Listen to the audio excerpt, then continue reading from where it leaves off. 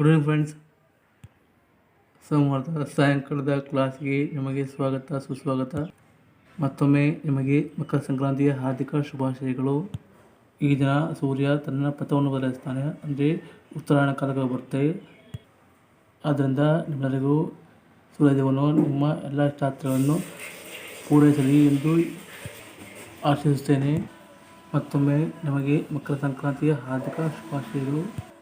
ಬೆಳಗ್ಗೆ ಹೇಳಿದಾಗೆ ಈಗ ಕೂಡ 5 ಇಂಗ್ಲೀಷ್ ಶಬ್ದಗಳು, ಅವುಗಳ ಉಚ್ಚಾರಗಳು ಮತ್ತು ಅವುಗಳ ಸ್ಪೆಲ್ಲಿಂಗನ್ನು ಹೇಳ್ತಾ ಇದ್ದೀನಿ, ಕನ್ನಡದ ಅರ್ಥಗಳನ್ನು ಹೇಳ್ತಾ ಇದ್ದೀನಿ. ಹೇಳುವ ಆ ಶಬ್ದಗಳು ದಿನಾಲು ಉಪಯೋಗಿಸುವ ಶಬ್ದಗಳಾಗುತ್ತವೆ. ಜೊತೆಗೆ ನಾನು ಆಲ್ರೆಡಿ ಇಂಗ್ಲೀಷ್ ಗ್ರಾಮರು ಮತ್ತು ಕನ್ನಡ ವ್ಯಾಕರಣ ಕ್ಲಾಸ್ ಹೇಳಿದ್ದೀನಿ. ನೋಡದೇ ಇದ್ದ ಪಕ್ಷದಲ್ಲಿ ದಯವಿಟ್ಟು ನೋಡಿ, ನಮ್ಮ ಚಾನಲ್ ನೋಡಿ ತಿಳ್ಕೊಳ್ಳಿ, ಬುದ್ಧಿವಂತರಾಗಿ. ಈ ಹೊತ್ತಿನ ಮೊದಲನೇ ವಾರ್ಡು ಸೋಲ್ಜರ್, ಸ್ಪೆಲ್ಲಿಂಗ್ ನೋಡಿ SOLDIER. ಸೋಲ್ಜರ್ ಅಂದರೆ ಸೈನಿಕ. 2815 ಕ್ಲಾರ್ಕ್, ಇದು ಕ್ಲಾರ್ಕ್ ಅನ್ಬೋದು. ಯಾವುದರಲ್ಲಿ ಕರೆಕ್ಟ್ ಆಗುತ್ತೆ, CLERK ಆಗುತ್ತೆ. ಆ ಸ್ಪೆಲ್ಲಿಂಗು ಗೊತ್ತಾಯಿತು. ಅರ್ಥ ಕನ್ನಡದಲ್ಲಿ ಖಾರ ಕೂನ್ ಅಂತ ಆಗುತ್ತೆ.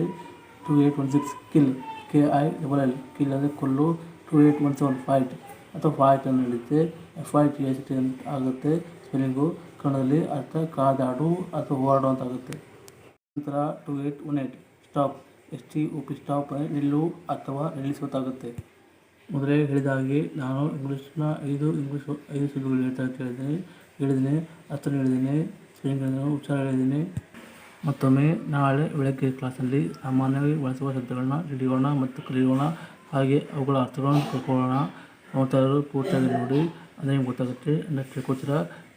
ಪೂರ್ತಿಯಾಗಿ ತಿಳ್ಕೊಂಡ್ಮೇಲೆ ಬುದ್ಧಿವಂತ ಆಗ್ತೀರಾ. ಕೊನೆಗೆ ನಮ್ಮ ಚಾನಲ್ಗೆ ಸಬ್ಸ್ಕ್ರೈಬ್ ಮಾಡೋ ಸಹಾಯ ಮಾಡಿ, ಲೈಕ್ ಮಾಡಿ ಮತ್ತು ನಿಮ್ಮ ಫ್ರೆಂಡ್ಸ್ಗೆ ಶೇರ್ ಮಾಡಿ. My last word. Thank you very much. Bye bye. Take care. See you soon.